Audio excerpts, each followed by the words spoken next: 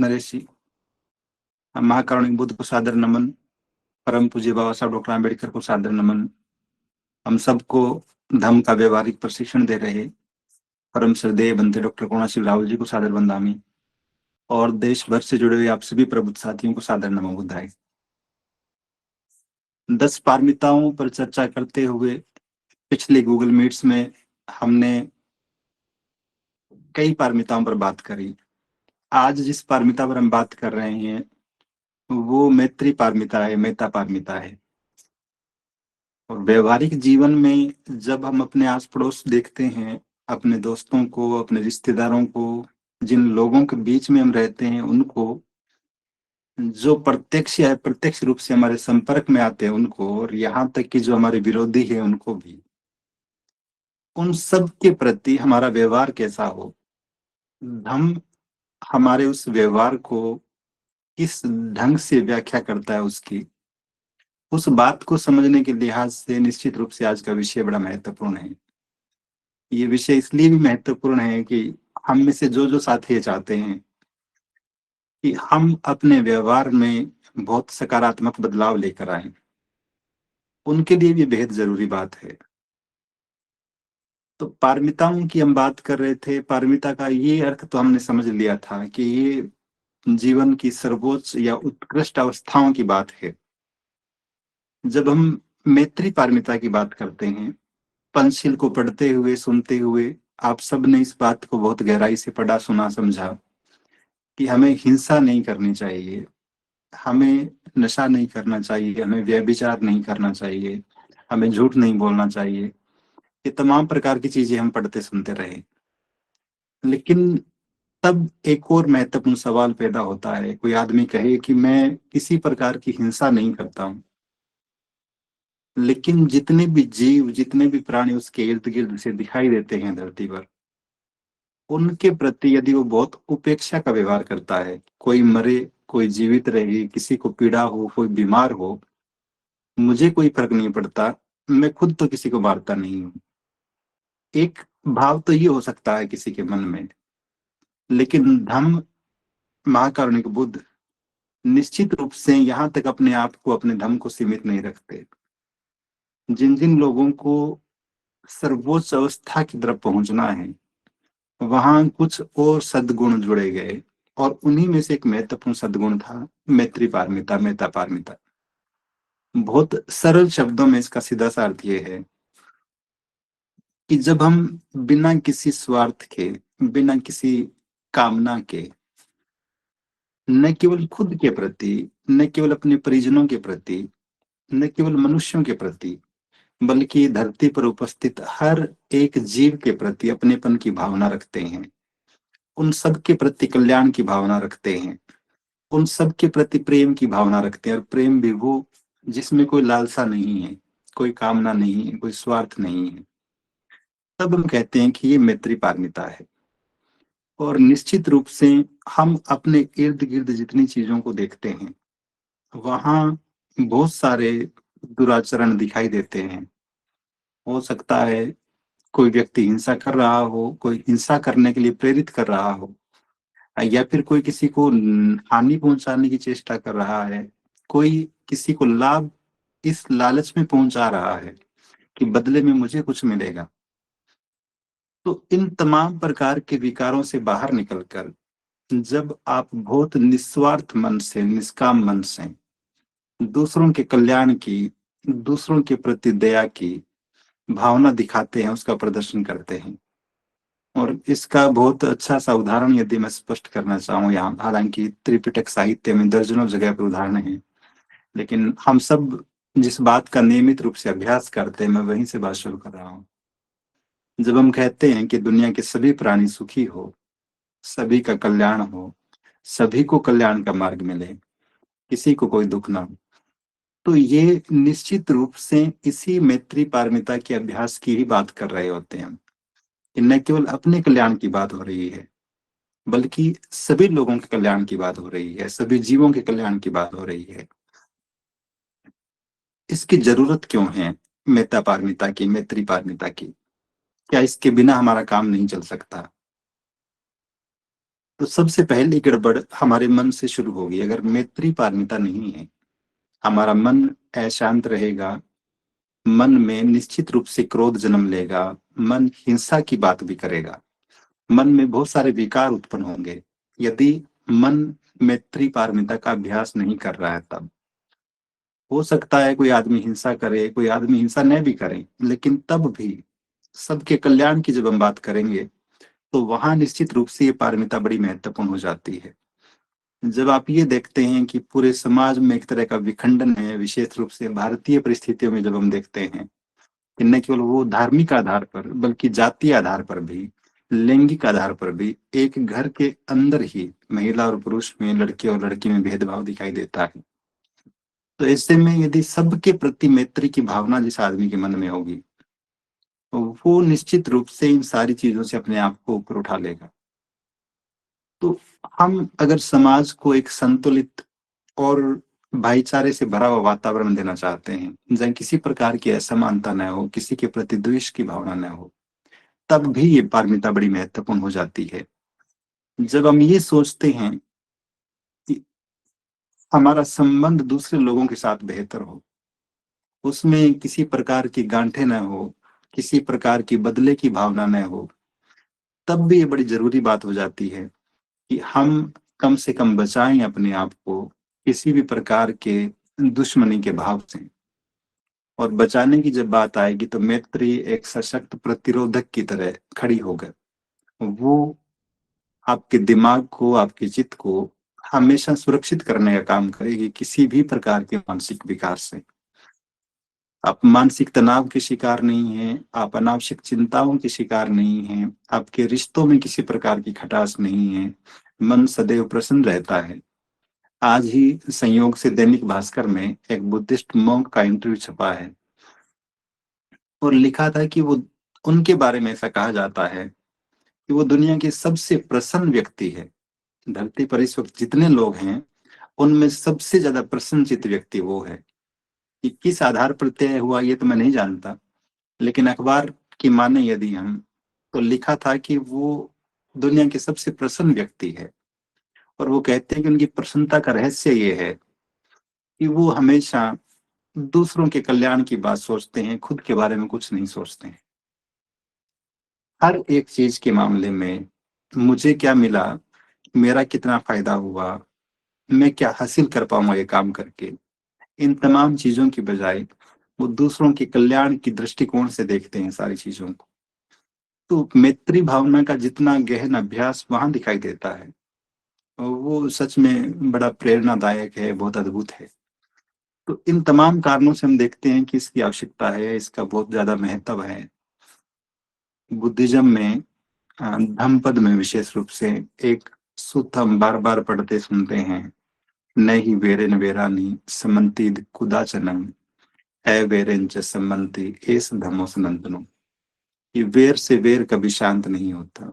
इसे तो अवेर से, यानी कि मैत्री से, मित्रता से ही जीता जा सकता है, प्रेम से ही जीता जा सकता है। और यही सनातन धर्म है जो सदियों से चला चला आ रहा है।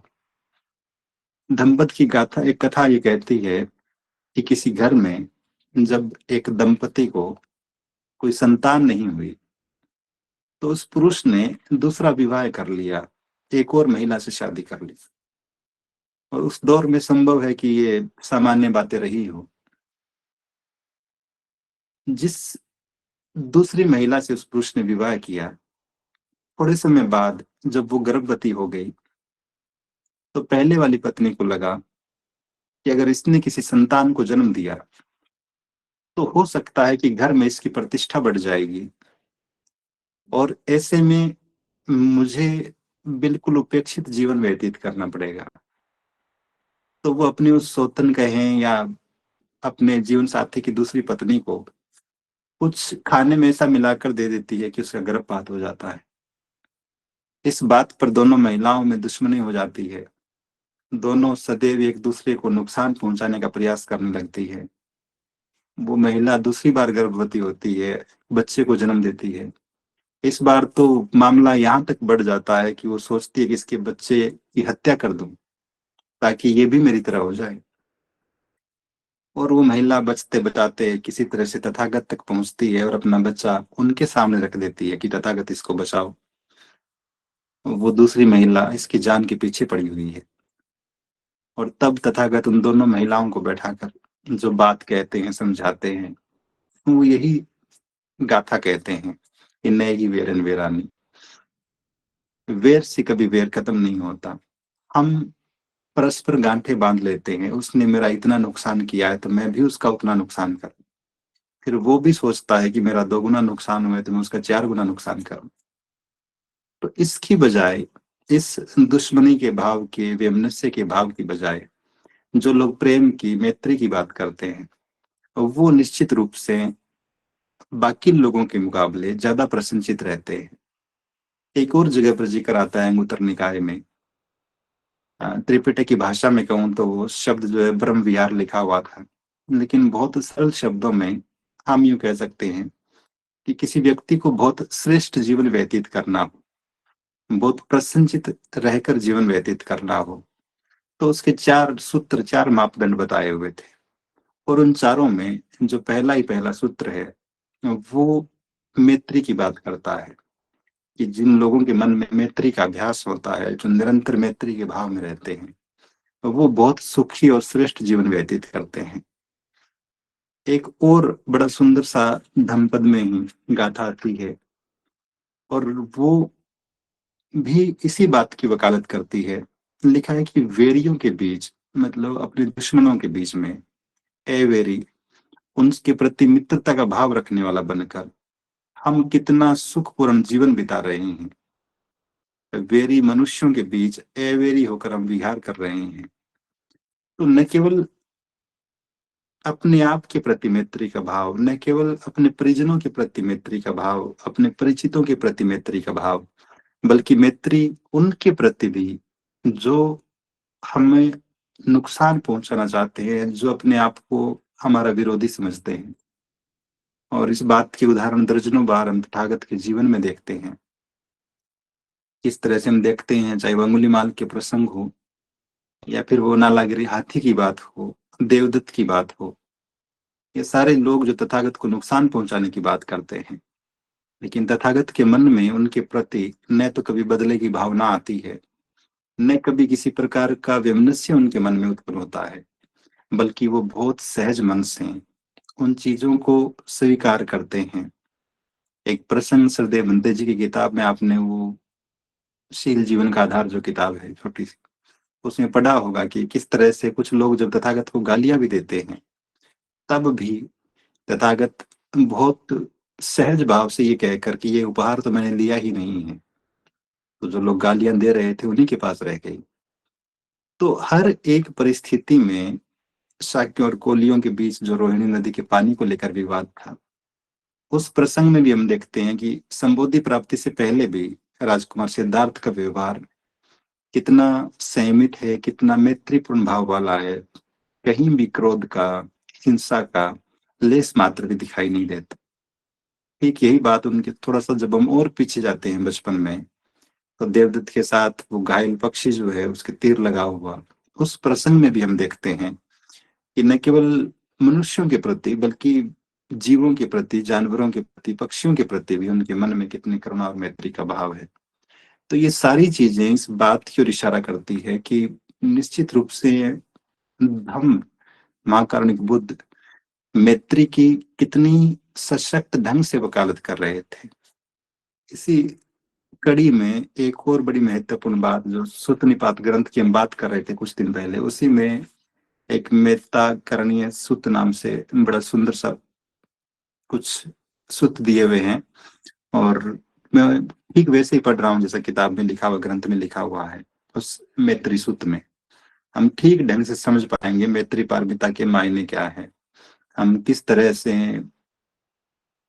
इससे लाभान्वित हो सकते हैं, किस तरह से इसे अपने आचरण में उतार सकते हैं।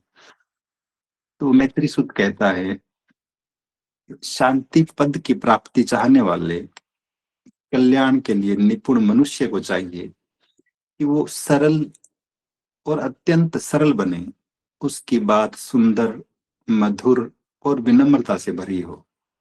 मैत्री भाव कैसे आएगा, क्यों आएगा?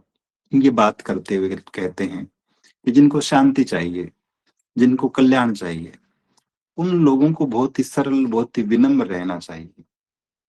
फिर कहते हैं कि आसानी से भरण पोषण हो सके जिसका, जो सीधा साधा जीवन बिता सके, जिसकी इंद्रियां शांत हो, जो गंभीर हो, जिसके चित्त में किसी भी प्रकार का अहंकार न हो, जो परिवारों के बीच बहुत ज्यादा अति आसक्ति का शिकार भी न हो।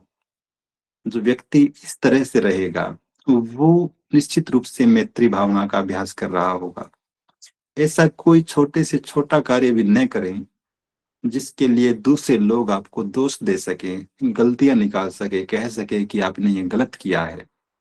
सभी प्राणी सुखी हो, सभी शांत हो, सभी सुखपूर्वक रहने वाले हो, ये निरंतर अभ्यास करने की जरूरत है। जो भी जीवित प्राणी हैं, चाहे वो स्थिर है, अचल है, बड़े हैं या छोटे हैं, मध्यम है, जितने भी दिखाई देने वाले या फिर नहीं दिखाई देने वाले, आज हो सकता है कि हजारों साल पहले तो कोई नहीं जानता था कि बैक्टीरिया क्या होता है, वायरस क्या होता है। लेकिन तथागत तो तब भी कह रहे हैं कि जो जीव दिखाई देते हैं और जो जीव दिखाई नहीं देते हैं, दूर के हो या फिर निकट के हो, जो पैदा हो चुके हैं या फिर पैदा होने वाले हैं, वे सभी प्राणी सुखपूर्वक रहे, उनके कल्याण की, उनके मंगल की कामना भी हम करें। कभी भी एक दूसरे से धोखा न करें, किसी से छल न करें, किसी का अपमान न करें, वैमनस्य या विरोध से एक दूसरे को दुख पहुंचाने की इच्छा न करें। जिस प्रकार कोई माँ अपनी जान की परवाह किए बिना अपने इकलौते बेटे की रक्षा करती है, उसी प्रकार प्राणी मात्र के प्रति असीम प्रेम भाव बढ़ाएं। अब एक माँ का जो प्रेम है अपने बच्चे के प्रति, अपनी संतान के प्रति, उस स्तर की मैत्री भावना, उस स्तर की करुणा, उस स्तर का प्रेम स्नेह सभी जीवों के प्रति हमारे मन में आ जाए, तभी सही मायने में मैत्री का अभ्यास हम कर रहे होंगे। और इससे सुंदर, इससे बेहतरीन कोई उदाहरण हो नहीं सकता इस बात को समझाने के लिए कि मैत्री का लेवल क्या होना चाहिए, वो किस स्तर की होनी चाहिए। कि एक माँ अपने बेटे की, और बेटा भी वो जो इकलौता है, एकमात्र है, उसकी जितनी सजगता से केयर करती है, जितना मैत्री का भाव, जितनी देखभाल का भाव उसके प्रति उसके मन में रहता है, वो भाव उपासक उपासिकाओं के मन में आ जाए, बिना रुकावट, बिना शत्रुता के, ऊपर नीचे दाएं बाएं संसार के सभी प्राणियों के प्रति असीम मैत्री की भावना रखें। चाहे आप खड़े हैं या फिर चल रहे हैं, आप बैठे हैं या सो रहे हैं, सदैव सचेत रहें, सजग रहें, और हमेशा ये स्मृति बनाए रखें कि मुझे सबके कल्याण की भावना रखनी है, सबके प्रति मैत्री की भावना रखनी है। किसी भी प्रकार की मिथ्या दृष्टि में न पड़े, शीलवान रहें, अच्छे दर्शन से युक्त रहें, काम वासना का नाश करें। और ये सब करते हुए आप जो भी व्यवहार करेंगे अपने मन से, अपने वचन से, अपने कर्मों से, निश्चित रूप से वो मैत्री भावना से ही भरा हुआ होगा, वो कल्याण की भावना से ही भरा हुआ होगा। और ऐसे में हम जब भी कुछ भी करेंगे निश्चित रूप से वो सबको कल्याण ही देने वाला होगा। तो बहुत सी ऐसी बातें, बहुत से ऐसे प्रसंग आते हैं त्रिपिटक में, जब मैत्री भावना की बात बहुत सशक्त ढंग से हमें सुनाई देती है, लिखी हुई पढ़ने को मिलती है। एक और चीज, जब हम मैत्री पारमिता क्या होती है, ये क्यों जरूरी है, और मैंने कुछ प्रसंग बताए आपको, और भी दर्जनों जातक कथाएं हैं जो मैत्री भावना के बारे में बताती है। तथागत के जीवन में बहुत सारी घटनाएं हैं, लेकिन उन सबको रिपीट करने की बजाय बहुत व्यवहारिक स्तर पर यदि हम ये चर्चा करना चाहें, इस बात को समझना चाहें कि मैत्री भावना या मैत्री पारमिता जो वो हमारे आचरण में, हमारे व्यवहार में कैसे आ सकती है।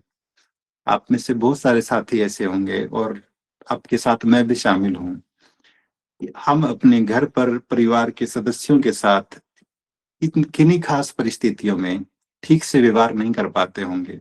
हम क्रोधित हो जाते होंगे, संभव है कुछ लोग बच्चों पर हाथ भी उठा देते होंगे, घर में आए हुए कुत्ते पर पत्थर फेंक देते होंगे, घर में घुस आई गाय पर या फिर किसी सांड पर लाठी मार देते होंगे। कितनी ही बार ऐसा होता होगा कि हम बाइक से, कार से निकल रही हैं और सड़क पर अचानक से कोई कुत्ता आया, उसको ठोकर लगी, उसे टक्कर लगी, और वो कुत्ता कहाँ जाकर गिरा ये देखने की फुर्सत भी हमें नहीं होती है। कितनी ही बार जो लोग क्लासरूम में पढ़ा रहे हैं बच्चों के बीच में बच्चों को पीट देते होंगे, कोई कह देता होगा जाकर मुर्गे बन जाओ, कोई कह देता होगा क्लास से बाहर निकल जाओ, कोई कह देता होगा कोने में खड़े होकर हाथ ऊपर कर लो, संभव है कोई डंडे से भी पीट देता हो, थप्पड़ मार देता हो।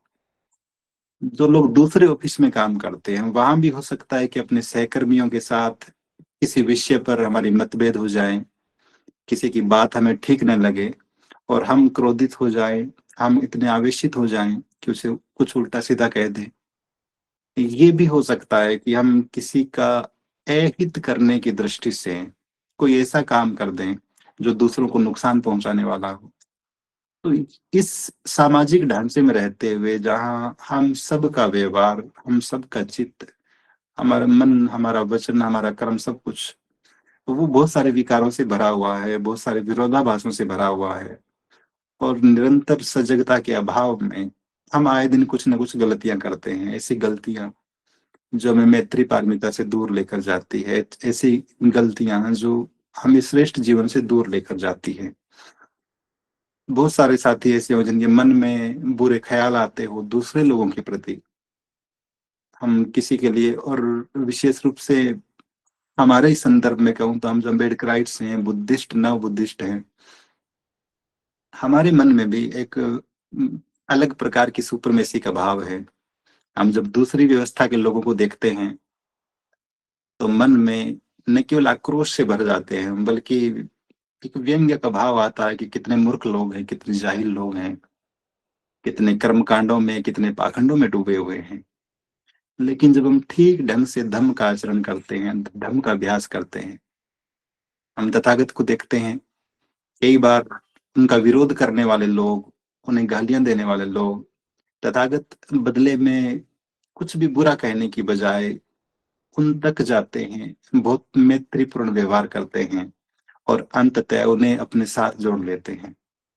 लेकिन हम यहाँ भी गड़बड़ कर रहे हैं कि हम बार बार अपने विरोधियों को, हमारे साथ जो वैचारिक समानता नहीं रखते, दूसरों की तो बात ही क्या करें, हमारे ही समाज के लोग, हमारे समाज बंधु जो अम्बेडकराइट नहीं है, जो बुद्धिस्ट नहीं है, उनके प्रति भी हमारे मन में बड़ी कड़वाहट रहती है। हम ऐसा सोचते हैं, ऐसा मानते हैं कि वो तो नालायक है, मूर्ख है, निठल्ले हैं। बाबा साहब के एहसानों से, उनके संघर्षों से लिया उन्होंने सब कुछ, लेकिन उसके बाद भी वो बाबा साहब की बात नहीं मानते हैं। और जब हम ये सोच रहे होते हैं तो मन में बहुत सारे विकार पैदा हो रहे होते हैं। तो एक ऐसे माहौल में जहाँ चारों तरफ ये देखने सुनने को मिलता है, हम खुद शिकार होते हैं। इन विकारों पर विजय प्राप्त करके हम ठीक ढंग से मैत्री का अभ्यास कैसे कर सकते हैं?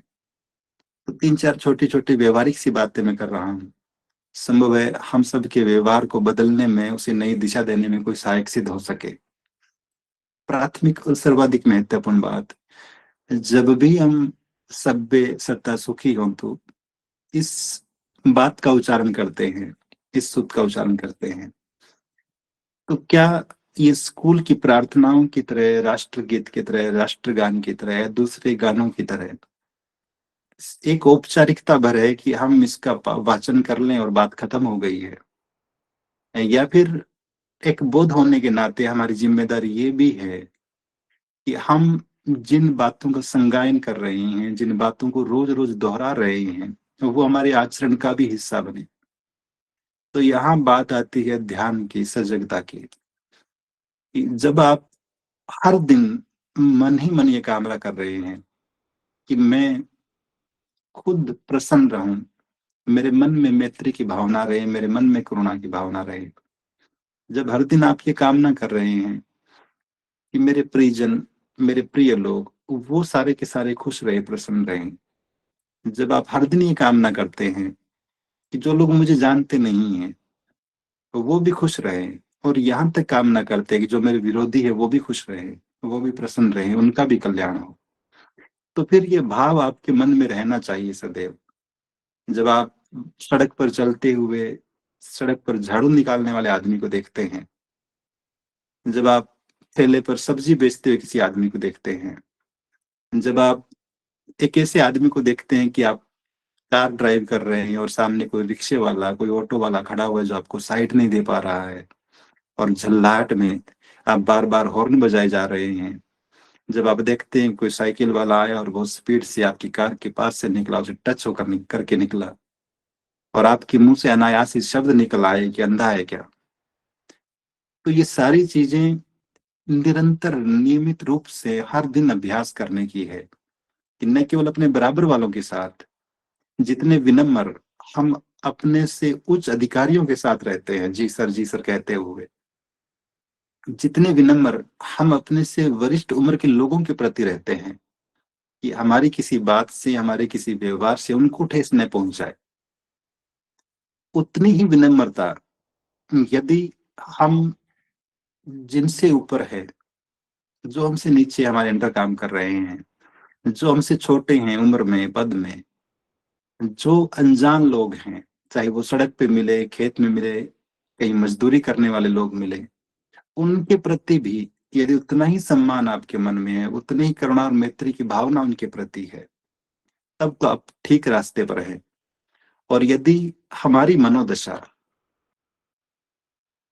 हालात देखकर बदलती है, सामने खड़े हुए लोगों को देखकर बदलती है, तो ये इस बात का संकेत है कि मैत्री की भावना आपके आचरण का हिस्सा नहीं है, बल्कि वो परिस्थितियों के सापेक्ष होती है। जहां परिस्थितियां ठीक लगती है, वहां हम कृत्रिम, बनावटी, मैत्रीपूर्ण व्यवहार करने लगते हैं। क्योंकि यदि ये बात हमारी आदत में है, फिर तो आप सुनित नाम के भंगी व्यक्ति के सामने भी उतने ही विनम्र हैं जितने राजा बिंबिसार के सामने हैं। फिर तो आप अंगुलीमाल नाम के डाकू के सामने भी उतने ही विनम्र हैं जितने अनाथ पिंडक नाम के किसी धन्ना सेठ के सामने हैं। तो एक महत्वपूर्ण बात यह है कि निरंतर निरंतर निरंतर नियमित रूप से अभ्यास करने की जरूरत है, न केवल मनुष्यों के प्रति बल्कि दूसरे जीवों के प्रति भी। फिर चाहे पक्षियों को दाना डालने की बात हो, या फिर पानी पिलाने की बात हो, दूसरे जीवों को आपकी किसी व्यवहार की वजह से बिल्कुल भी ठेस न पहुंचे, चोट न पहुंचे, बल्कि आप उनके कल्याण में सहायक बन जाएं, तब आप मैत्री का अभ्यास कर रहे होंगे।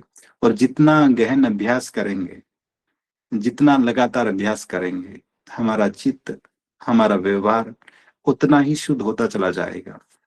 तो पहली और प्राथमिक बात यह कि जिस सूत्र को हम नियमित रूप से दोहरा रहे हैं, उसे अपने आचरण में, अपने व्यवहार में उतारने का अभ्यास भी करना है। अपने आप को इस बात की बराबर याद दिलाते रहें कि हम बौद्ध हैं, और बौद्धों का प्राथमिक गुण है कि उनमें मैत्री की भावना होती है, वो सबके कल्याण की बात सोचते हैं। दूसरी बात, अब मैत्री का दुश्मन कौन? तो निश्चित रूप से क्रोध। जब जब क्रोध आता है, तब तब मैत्री से आप दूर होते चले जाते हैं।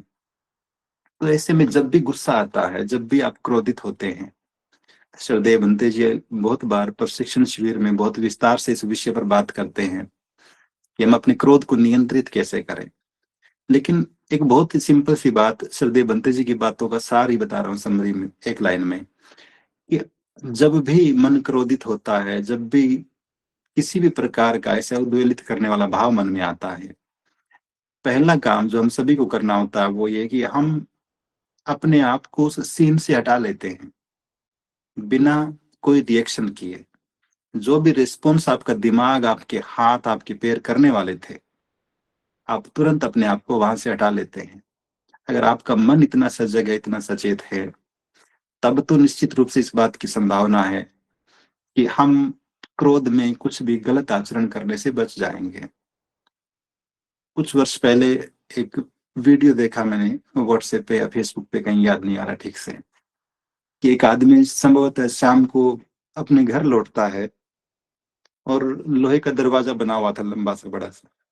तो वो कार में बैठा हुआ हॉर्न बजाता है कि घर के अंदर से कोई उठकर आएगा, परिवार का सदस्य, उसकी जीवन संगिनी, उसकी बेटी या बेटा, कोई भी, और दरवाजा खोल दे। वो कार के अंदर बैठा हुआ 4-5 बार हॉर्न बजाता है। अब संभव है कि अंदर सुनाई न दिया हो, या सुनाई दिया हो तो कई बार ऐसा भी होता है कि महिला सब्जी काट रही है, आटा गूंथ रही है, तो एक आध मिनट बाद हाथ धोने के बाद या उस चीज को छोड़ने के बाद फिर वो बाहर निकल के उसकी बेटी आती है। तब तक वो 8-10 बार हॉर्न बजा चुका था। मैंने जाने उस आदमी को कार में बैठा बैठे क्या होता है। और स्वाभाविक रूप से जो सामान्य मनुष्यों के मन में आता है, उस घर का मालिक हूँ, घर के लोग मेरे हॉर्न बजाने की आवाज नहीं सुन रहे, मेरे लिए दरवाजा नहीं खोल रहे, और उसे गुस्सा आया होगा। और गुस्से में वो प्रेस दबाता है और उस गेट को तोड़ता हुआ अंदर घुस जाता है। जिस वक्त उसकी कार उस लोहे के दरवाजे से टकराती है, संयोग से उसी वक्त उसकी बेटी दूसरी तरफ खड़ी, छोटी सी 10-12 साल की बच्ची, दरवाजा खोल रही थी। वो खोलने के लिए आई थी, लेकिन इसका संयम, इसका धैर्य तब तक जवाब दे चुका था। तो एक क्षणिक आवेश ने न केवल उसकी बेटी के जीवन को संकट में डाल दिया, बल्कि ये दिखाता है कि हम मनुष्यों का मन, हमारा चित्त कितना कमजोर है, वो कितना चंचल है, कि हम कितने जल्दी छोटी छोटी बातों पर उद्वेलित हो जाते हैं। कई प्रसंग हाल ही के वर्षों में हमने ऐसे सुने कि सड़क पर यात्रा करते हुए, यहाँ तक कि सिक्योरिटी फोर्सेज में काम करने वाले लोगों ने ट्रेन में गोली चलाकर किसी को गोली मार दी, छोटी सी बात पर, कि तुम मेरी पसंद के राजनेता की बुराई क्यों कर रहा है। कितनी बार हम देखते हैं कि किसी रिक्शा चालक और बाइक वाले की लड़ाई हो गई, हत्याएं हो जाती है, सड़क पर कोई पेचकस निकाल के मार देता है, कोई लोहे की रोड निकाल के मार देता है। किस बात के लिए? बस इतनी सी कि तूने साइड क्यों नहीं दी, या फिर मेरी कार को, मेरी बाइक को टच क्यों कर दिया। तो ये चीजें जब भी होती है, गुस्सा जब भी आता है, क्रोध जब भी आता है, एक बोध होने के नाते कम से कम हमारी जिम्मेदारी ये बनती है कि हम अपने आप को उस जगह से हटाना सीखें। कई बार मैंने ये उदाहरण साझा किया है कि जब मैं धम्मभूमि से नहीं जुड़ा हुआ था, श्रद्धेय बंते जी के प्रशिक्षण शिविरों में नहीं बैठना शुरू किया था, तो ऐसा होता था कि कई बार क्लासरूम में बच्चों को पीट देता था, गुस्से में डांट भी देता था। और ऐसा नहीं कि अब गुस्सा नहीं आता है, अब बाद के दिनों में गुस्सा आता था, लेकिन तब धीरे धीरे, जैसा श्रद्धेय बंते जी कहते थे, कि थोड़ा सा सचेत बनिए, सजग बनिए, जब गुस्सा आता है तो पहचानिए अपने आप को। तो कई बार मुझे याद ऐसी घटनाएं हुई कि किसी विद्यार्थी पर गुस्सा आया, उसे थप्पड़ मारने के लिए मैं उसके पास गया, और फिर न जाने मन के, चित्त के किस कोने में वो स्टॉप दिस रिएक्शन वाला भाव जागृत हुआ। अपने उस हाथ को, जो थप्पड़ के लिए उठने वाला था, उसे पैंट की जेब में डाला और दूसरे दरवाजे से क्लासरूम से बाहर निकल आया। थोड़ी देर बाद पानी पीकर वापस जाकर उसी क्लास में चुपचाप पढ़ाने लग गया, उस बात को इग्नोर करते हुए कि पहले क्या हुआ था। तो जब आप निरंतर निरंतर धर्म की बातें पढ़ रहे हैं, सुन रहे हैं, प्रशिक्षण शिविर अटेंड करते हैं, तो आप इन चीजों पर नियंत्रण करना सीख जाते हैं धीरे धीरे। और परिपूर्ण हो सकता न हो पाए, लेकिन ये अभ्यास निरंतर निरंतर चलता रहता है। तो दूसरी महत्वपूर्ण बात, कि जब हम मैत्री के अभ्यास की बात कर रहे हैं, उसे आचरण में उतारने की बात कर रहे हैं, तब ये महत्वपूर्ण है कि हम क्रोध करने से बचें। जब भी गुस्सा आए, क्रोध आए, अपने आप को हटा लीजिए उस सीन से, गहरी सांस लीजिए और साइड में हट जाइए। सिंपल सी बात है। तीसरी बात, कि हमारी वाणी, हमारे वचन, हम जो कुछ भी बोलते हैं, वो भी इस बात का निर्धारण करते हैं कि आपके आचरण में मैत्री है या नहीं है। एक आदमी जो बहुत आवेश में आकर बात करता है, एक आदमी जो बहुत उत्तेजित होकर बात करता है, एक आदमी जो बहुत कटु वचन बोलता है, निश्चित रूप से उसके व्यवहार में मैत्री का भाव भी नहीं होगा। तो ऐसे में जब हम ये चाह रहे हैं कि हमारे व्यवहार में मैत्री आए, तो फिर ये जरूरी है कि हम मधुर वचन बोले, ऐसी वाणी बोले जो बहुत विनम्रता से भरी हुई हो, बहुत मधुरता से भरी हुई हो, और हम न केवल अपने आप को, बल्कि सामने बैठे हुए लोगों को भी प्रसन्न होने का मौका दे सके, ऐसा अवसर उत्पन्न कर सके। चौथी बात, और ये बड़ी महत्वपूर्ण बात है, कि दूसरों की सफलताओं में भी खुश होना सीखिए। आपकी पड़ोसी का लड़का नीट का पेपर पास करके डॉक्टर बना, आपकी पड़ोसी की बेटी इंजीनियर बनी, आपके पड़ोस या पड़ोस में रहने वाला कोई व्यक्ति, कोई भी महिला या पुरुष, वो किसी खास उपलब्धि को प्राप्त करता है, तो अगर मन में ईर्ष्या का भाव आया, तो फिर काम गड़बड़ होगा। तो दूसरों की सफलताओं में जो लोग खुश होना सीख लेते हैं, निश्चित रूप से वो भी मैत्री पारमिता का बहुत अच्छे से अभ्यास कर रहे होते हैं। तो जब भी ऐसे अवसर आते हैं, मेरे साथ काम करने वाले किसी व्यक्ति का प्रमोशन हो गया, तो इस बात का शोक मनाने की बजाय कि मेरा क्यों नहीं हुआ, हमें कम से कम उसकी खुशियों में शामिल हो जाना चाहिए। जब भी कोई भी अच्छा काम हो रहा हो, कहीं पर भी हो रहा हो, कम से कम हमें उसकी प्रशंसा करनी ही चाहिए। और ये काम करते हुए आप देखेंगे कि आप स्वतः ही अपने आप को दूसरों का दोस्त समझ रहे हैं, उनके निकट पहुंच रहे हैं। एक और महत्वपूर्ण बात, मैत्री की जब हम बात करते हैं तो एक और चीज बाधा बनती है, और वो ये है कि हम बहुत बार दूसरे लोगों की गलतियों को माफ नहीं कर पाते। किसी ने किसी दिन मुझे कुछ गलत कहा, सदियां बीत गई लेकिन मैं अब तक उस बात की गांठ बांध कर बैठा हूं। किसी ने किसी तरीके से मुझे चोट पहुंचाने की चेष्टा की, और मैं अब तक उस पल के इंतजार में हूं कि वापस उसी चोट कब पहुंचाऊं। तो जो लोग माफ करना सीख जाते हैं, वो बड़े प्रसन्नचित रहते हैं। तो वो मैत्रीपूर्ण व्यवहार कर पाएंगे दूसरों के प्रति। लेकिन जिन लोगों के मन में अहम इतना प्रगाढ़ है, इतना प्रबल है कि वो माफ नहीं कर पा रहे, बल्कि बदले की भावना में जल रहे हैं, बदले की आग में जल रहे हैं, तो ऐसे लोग भी मैत्री का ठीक ढंग से अभ्यास नहीं कर पाएंगे, उस तक पहुंच ही नहीं पाएंगे। तो एक महत्वपूर्ण काम ये कि हमें लोगों को माफ करने का अभ्यास भी निरंतर करना चाहिए। इस काम में हम जितने ज्यादा पारंगत हैं, आपके दुख उतने ही कम हैं, जीवन में मन में प्रसन्नता उतनी ही ज्यादा है। तो एक महत्वपूर्ण काम कि हमें दूसरों को माफ करने का भाव भी अपने मन में रखना चाहिए। और आखिरी बात, जब हम कल्याण की बात कर रहे हैं, एक बहुत ही छोटा सा शब्द है, और मेरे ख्याल से हजारों साल पहले तो धम्म ने, महाकारुणिक बुद्ध ने ये भाव लोगों को सिखाया कि हम दूसरों को दूसरों का आभार व्यक्त कर सके। लेकिन जब हम इस आधुनिक दुनिया को देखते हैं, तो चूंकि वो शब्द इतना प्रचलन में आ गया है, वो भाषा इतनी प्रचलन में है, तो मेरे ख्याल से आभार व्यक्त करने के लिए सबसे ज्यादा अगर कुछ शब्द बोला जा रहा है तो वो थैंक यू ही होगा। तो इस थैंक यू शब्द के प्रयोग ने न जाने अनगिनत लोगों को जितना शिष्टाचारी बनाया है, उनके मन में जितना कृतज्ञता का भाव पैदा किया है। भले ये औपचारिक है और औपचारिक प्रतीत होता है, लेकिन तब भी कई बार हम वीडियो देखते हैं सोशल मीडिया पर, जापान जैसे देशों में सड़क पार कर रहा है कोई व्यक्ति पैदल, और जब तक वो सड़क क्रॉस कर रहा होता है, लोग कार या ट्रक बस को रोक देते हैं कि वो बहुत सहज ढंग से सड़क को क्रॉस कर पाए। और सड़क क्रॉस करने के बाद वो लड़का या लड़की भी, वो व्यक्ति भी सिर झुकाकर, हाथ जोड़कर, चाहे वो मन ही मन साधुवाद कहता हो या अपनी लैंग्वेज में कुछ भी कहता हो, अब वो भी उस कृतज्ञता को ज्ञापित कर रहा होता है। और इससे उस ट्रक चालक, उस बस चालक और इस अनजान व्यक्ति के बीच जो बॉन्डिंग क्रिएट होती है, जो रिश्ता क्रिएट होता है, निश्चित रूप से उसकी जड़ों में मैत्री ही काम कर रही होती है। तो जब भी अवसर मिले, हर एक चीज के प्रति, हर एक व्यक्ति के प्रति, जिन लोगों से हम पढ़े, जो हमें पढ़ाने वाले थे, उन शिक्षकों के प्रति जो कृतज्ञता का भाव हमारे मन में है।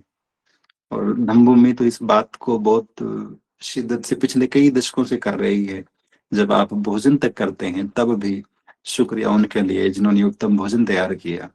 जब हम ये बात कह रहे होते हैं तो हम इसी मैत्री पारमिता का ही अभ्यास कर रहे होते हैं, या हम उन लोगों के कल्याण के लिए बात कर रहे हैं जिन्हें हम जानते तक नहीं है। किसने गेहूं उगाया, किसने बीज बोया, किन वैज्ञानिकों ने किसी प्रयोगशाला में वर्षों रिसर्च करने के बाद गेहूं की किसी उन्नत किस्म का आविष्कार किया, उसे बनाया। लेकिन उन तमाम लोगों के प्रति, कौन था वो जो आटा चक्की पर आटा पीस रहा था, लेकिन उन तमाम लोगों के प्रति भी हम अपने मन में जिस कृतज्ञता से, जिस मैत्रीपूर्ण ढंग से आभार प्रकट करते हैं, निश्चित रूप से वो हमें इसी पारमिता के नजदीक लेकर जाता है। तो मैं फिर रिपीट करूं कि मैत्री पारमिता हमारे व्यवहार में कैसे आए, उसके लिए पहली बात, हर दिन अभ्यास करें। उन बातों का जो आप बोलते हैं उन्हें अपने व्यवहार में उतारने का अभ्यास करना है। दूसरी बात कि क्रोध को नियंत्रित करने का प्रयास करना है। तीसरी बात, हमेशा मधुर वचन बोलिए। चौथी, दूसरों की सफलता में भी आनंदित होइए, खुश होइए। पांचवी, माफ करने का भाव अपने मन में गहरा और गहरा और गहरा करिए। और आखिरी बात, सबके प्रति कृतज्ञता का भाव रखिए। अगर हम सब ये काम कर रहे होंगे तो निश्चित रूप से हमारा मन मैत्री भावना की ओर निकट होगा और गहरा होगा। और मैत्री ही है जो आपकी मानसिक शांति का आधार है। मैत्री ही है जो समाज में भाईचारे का आधार है। और मैत्री की भावना ही है जो अंततः इस दुनिया को युद्धों के तमाम प्रकार के विवादों से बाहर निकालकर एक शांतिपूर्ण समाज बनाने में अपना सर्वोत्तम योगदान देगी। मैं उम्मीद करता हूँ कि आप सबने ध्यानपूर्वक सुना होगा। आप सभी को बहुत बहुत साधुवाद। श्रद्धेय बंदे जी को साधु बंदामी। नमो बुद्धाय।